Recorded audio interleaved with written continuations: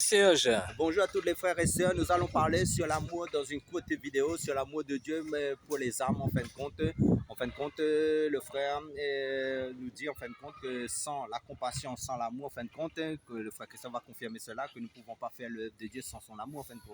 lorsqu'on va prier pour les malades, il faut la compassion, l'amour. Si nous n'avons pas l'amour, nous serons incapables de prier pour un malade, hein, parce que le malade ne sera pas guéri, parce que Jésus lui-même dans son ministère dit avec compassion, compassion.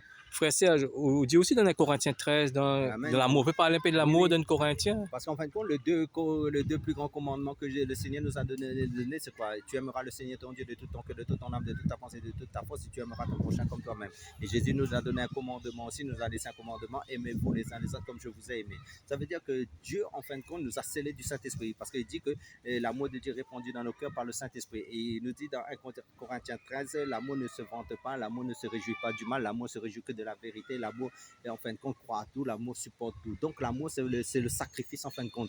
Se sacrifier pour les autres, que ce soit dans la prière, pour porter les personnes dans la prière, porter les personnes dans les prédications, faire le bien pour les autres et prier pour les malades. Mais si on n'a pas cet amour dans le cœur, en fin de compte, on ne faisons pas l'œuvre de Dieu. À quoi ça sert? Parce que dans Corinthiens 13, verset 13, il dit la foi, l'espérance, l'amour, mais le plus grand des trois, c'est l'amour. Oui. Veut dire, lorsqu'on passe sur le terrain, on va prier, on va prêcher pour les âmes aussi, mais les personnes, les âmes perdues aussi. Hein.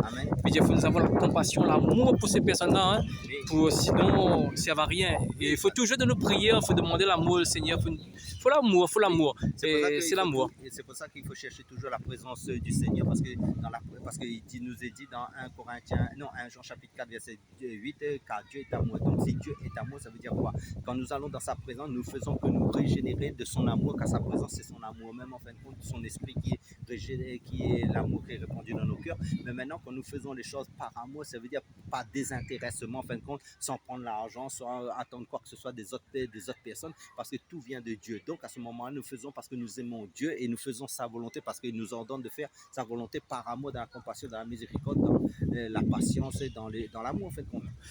Amen. Alléluia. Soyez tous bénis.